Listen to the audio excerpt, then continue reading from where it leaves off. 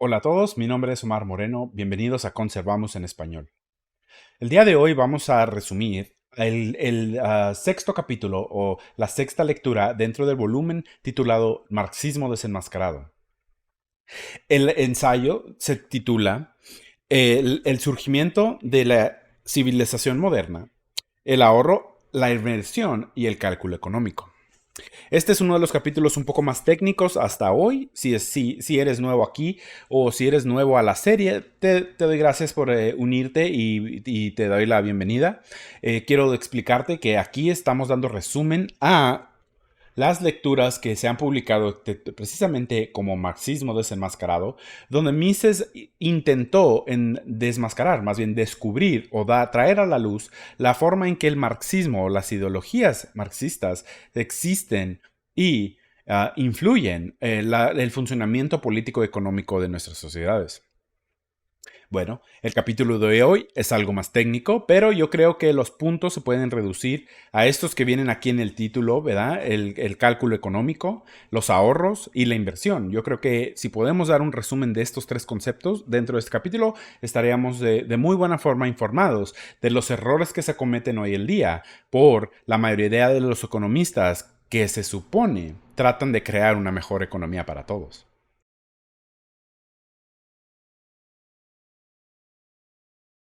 El cálculo económico es una forma de entender o de analizar las economías que usa términos específicos.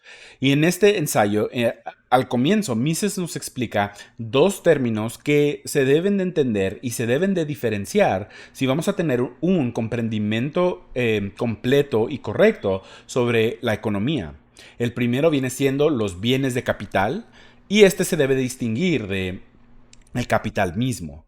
Ahora, todos nosotros podemos estar ya un poco, tener un poco de familiaridad con el concepto del capital, porque de aquí viene el título capitalismo, el que tanto odian los marxistas y los socialistas. Pero bueno, el capitalismo, como se viene entendido así del marxismo, no es de lo que estamos hablando. Aquí simple estamos hablando de un cálculo económico que usa estos términos con definiciones prácticas, pero muy específicas. Mises nos dice que el concepto del capital debe distinguirse del concepto de los bienes del capital.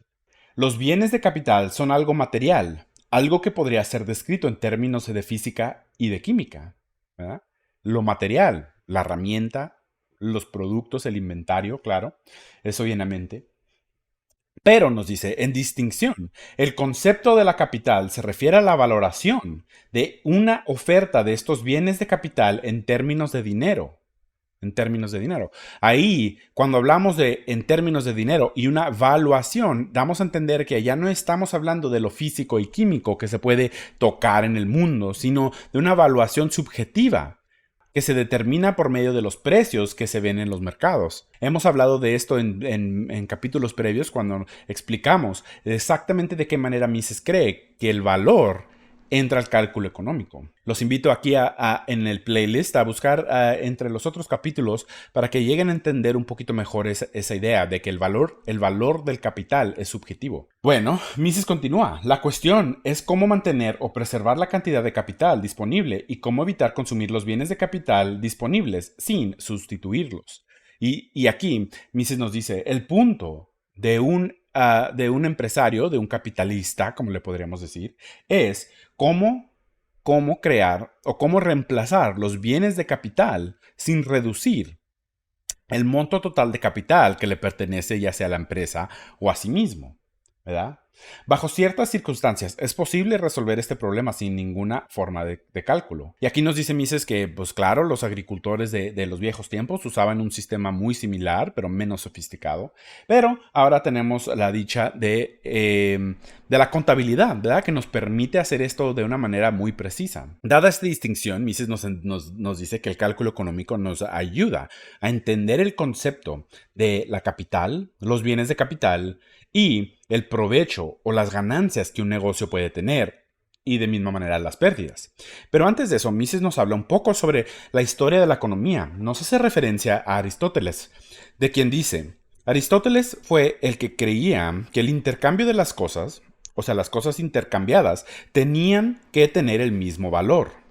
Y desde los tiempos de Aristóteles el mismo error ha prevalecido una y otra vez, conduciendo a grandes pensadores, así como al cálculo promedio, por el mal camino. Noten aquí la crítica. El mismo error aparece en las primeras páginas del Capital de Marx, haciendo que todo lo que Marx dice sobre estas cuestiones algo inútil. Este error fue incluso repetido tiempo más tarde por los escritos de Henri Bergson en el eminente filósofo francés.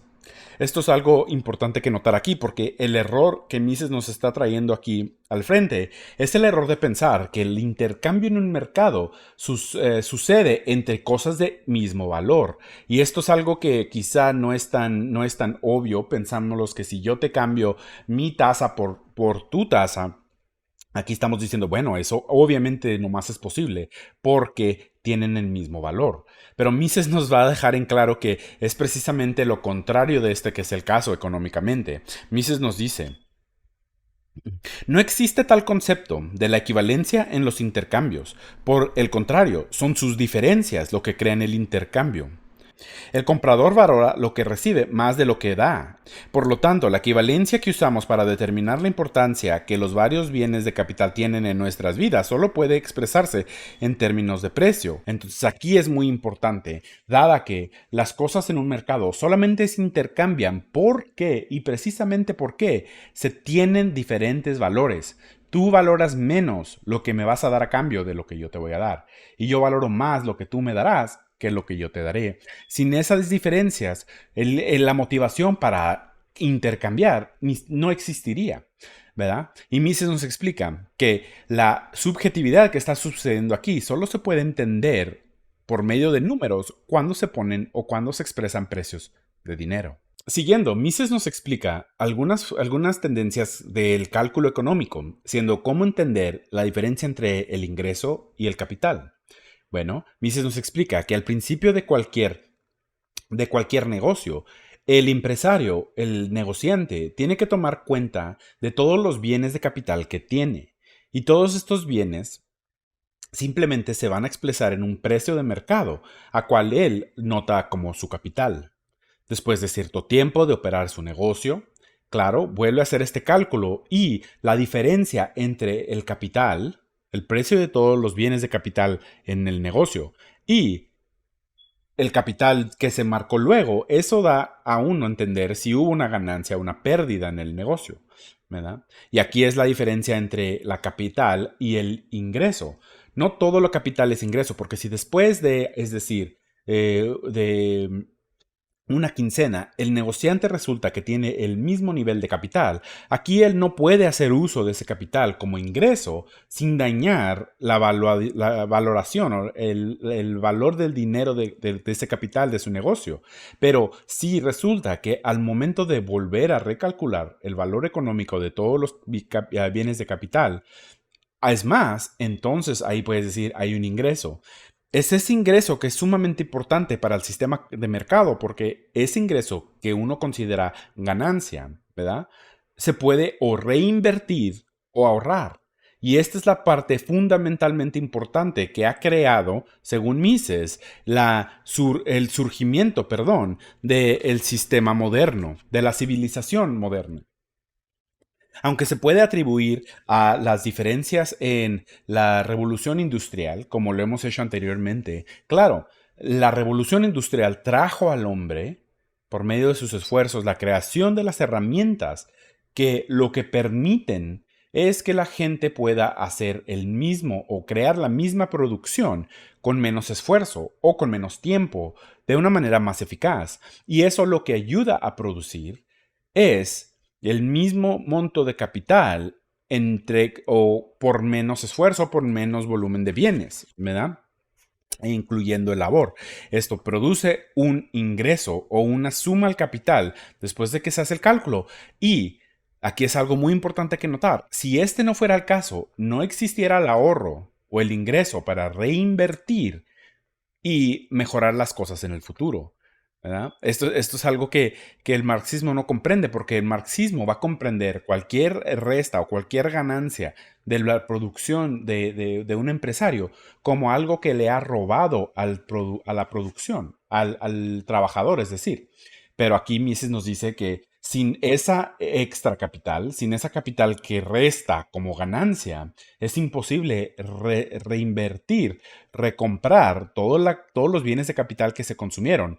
O de otra manera, crear nuevas formas de producir los bienes de capital que van a ir al mercado de una manera más eficaz. Y eso es algo muy importante.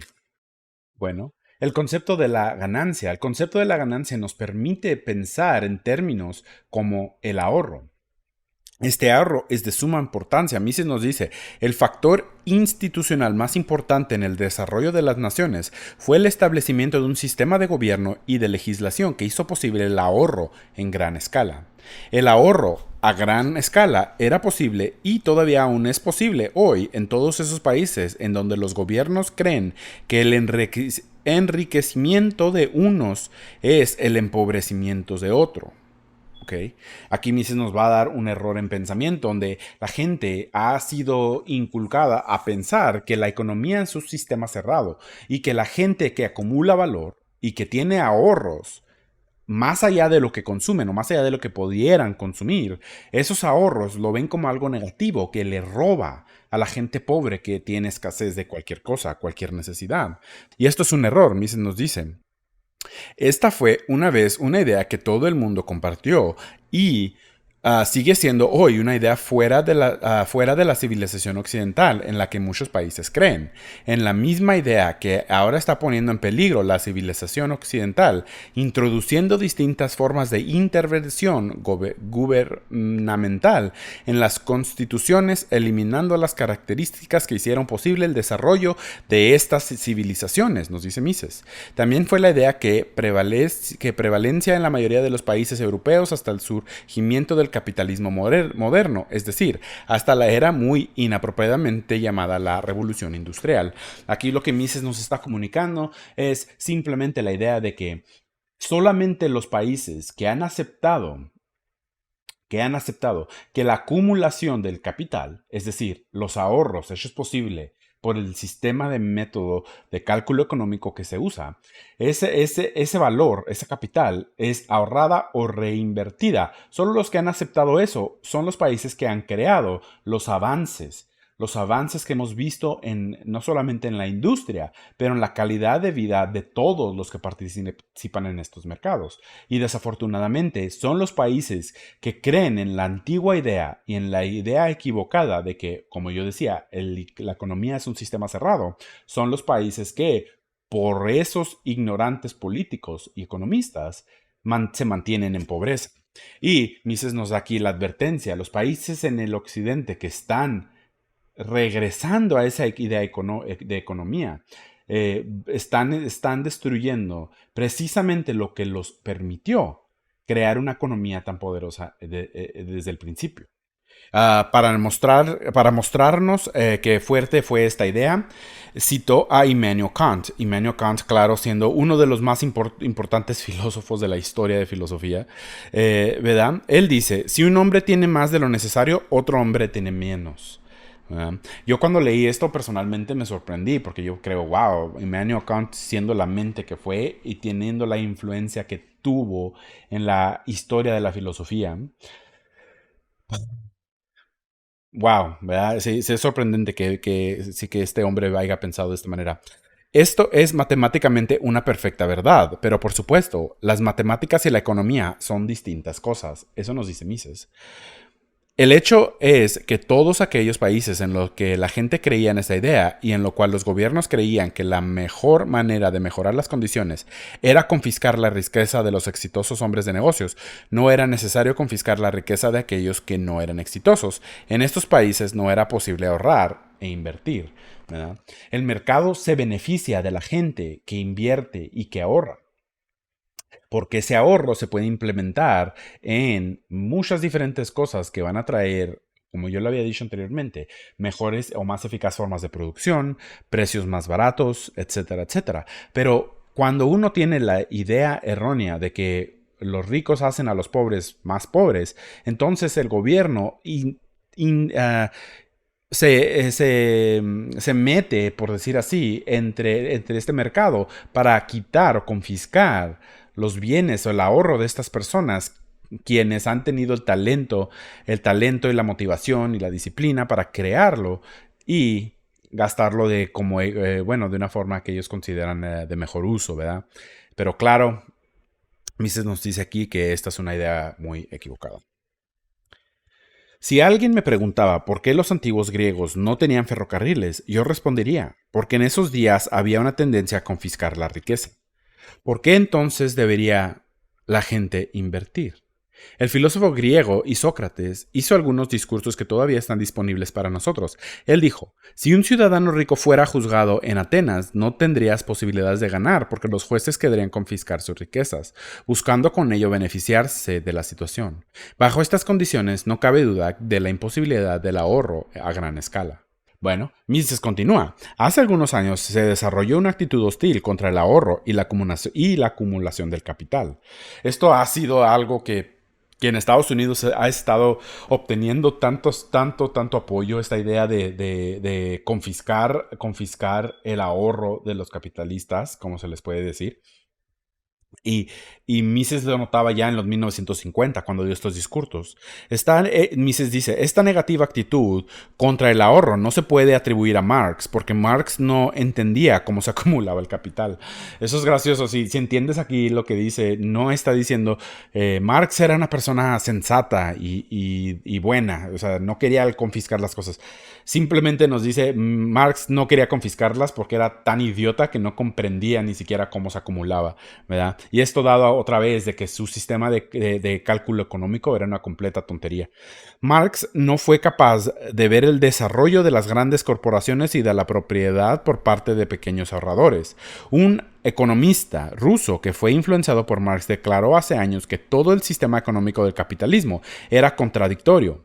En lugar de consumir todo lo que se producía, una gran parte de todo lo que se producía era guardado y acumulado como capital adicional, ¿verdad? Y a esto llaman los marxistas una contradicción, cuando es en efecto el ahorro y la reinversión que mueve el capitalismo, el mercado, a mejores resultados al futuro, ¿verdad? Habrá más y más para las generaciones venideras.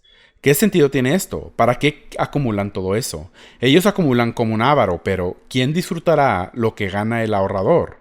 Es ridículo, es malo y se debe hacer algo al respecto. Esto dice el marxista ruso, a quien Mises menciona aquí. Ahora, esto llega aquí a un punto muy interesante porque John Maynard Keynes es el economista a quien más ha tenido influencia aquí en Estados Unidos en los últimos que 80 años ya, no sé. 1946, sí, 50, sí, 70 años.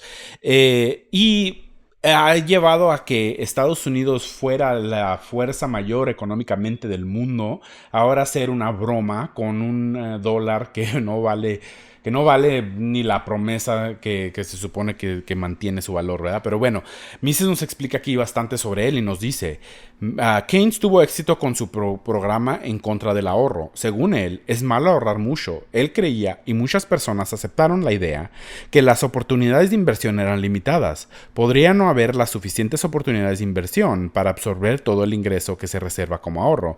Si se ahorra, no se gasta y como tal, los negocios irán mal. Por lo tanto, no era buena ahorrar demasiado, ¿verdad? Esta es la idea. De este economista, vienen las ideas de los gobiernos, que hay que inyectar liquidación o inyectar dinero pues, sin base, ¿verdad? A una economía para promover el gasto, para promover la economía. Esta es una idea que vemos aquí implementada en Estados Unidos a niveles que ya están pues casi los números incomprensibles, ¿verdad? Estamos hablando de los trillones de dólares, bueno, aquí en Estados Unidos. Pero bueno, continuamos aquí. Nos dice, la misma idea ha prevalecido durante mucho tiempo, vista de otra forma. La gente creía que los inventos que sustituían la mano de obra en los trabajadores crearían el desempleo tecnológico. Esta es otra idea que en el 1950 ya se estaba preguntando la gente, ¿verdad? ¿Las máquinas nos van a reemplazar? Nos dice Mises. Bueno, pues Mises no cree esto, ¿verdad? Mises cree que a pesar de que haya avances tecnológicos, la gente no pierde trabajo, aunque estas máquinas hagan sus trabajos trabajos mejores. Esto es algo que quizá una gente quiera decir, no, pues eso no es verdad. Mira en las tiendas, en los mercados donde la gente ya puede ser su propio cajero. Ahí, pues claro, despidieron a muchos cajeros. Pero en esencia, estas máquinas y la producción de todo esto, pues claro, requiere empleados por otra parte, ¿verdad? Entonces, está una con otra ahí, yo creo. Pero bueno, dice Mises, las necesidades humanas son prácticamente ilimitadas. Lo que necesitamos es más acumulación de bienes de capital. La única razón por la que no tenemos un mayor nivel de vida en este país es porque no tenemos suficientes bienes de capital para producir todas las cosas que la gente necesita. ¿Verdad? No quiero decir que la gente siempre haga el mejor uso de las mejoras económicas, pero sea lo que sea la cosa que tú quieres, eso requiere un mayor nivel de inversión y mano de obra para satisfacerlo. ¿Verdad? Yo creo que esto tiene bastante sentido. Mises nos continúa hablando sobre la influencia de Keynes. Dice, la escasez de los factores de producción significa una escasez de bienes de capital. Por lo tanto, la entera idea de que debemos dejar de ahorrar y comenzar a gastar es fantasía.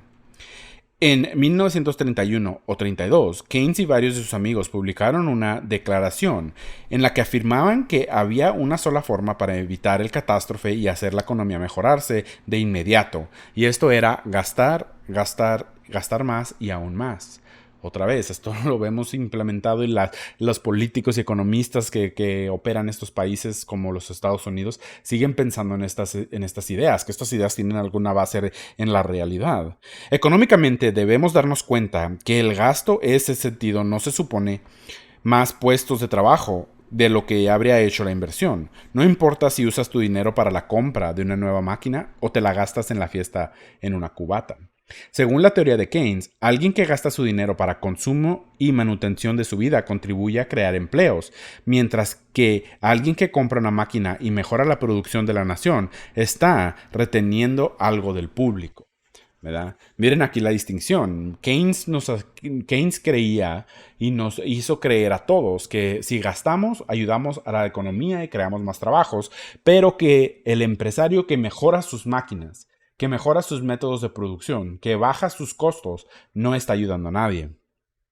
Dice Mises, no es cierto que cuando Keynes escribió su libro Las condiciones de Gran Bretaña justificasen su teoría del gasto público para crear empleo. Lo que creó la desfavorable situación en la Gran Bretaña fue que las industrias británicas después de la Primera Guerra Mundial no tenían los medios necesarios para mejorar el equipo de materias en sus fábricas. Por lo tanto, las máquinas británicas eran ineficientes en comparación con las de otros países como las de Estados Unidos.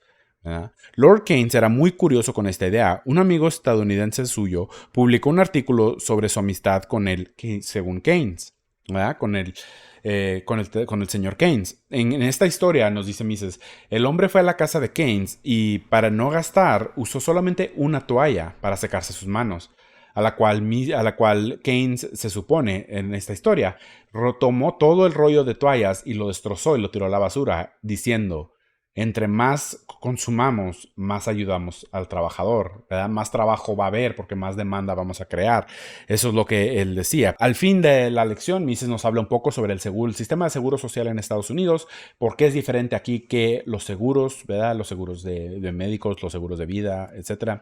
Y al último nos acaba diciendo y nos acaba explicando que la inflación, o cuando el gobierno inyecta dinero a una economía y devalúa la base de ese dinero para que las cosas suban de precio, esto hace pensar a la gente, esto hace ver a la gente que los negocios están acumulando capital en números o en cantidades mucho mayor que anteriormente, cuando verdaderamente el número ha cambiado, pero no el valor real que tienen estas cosas, ¿verdad?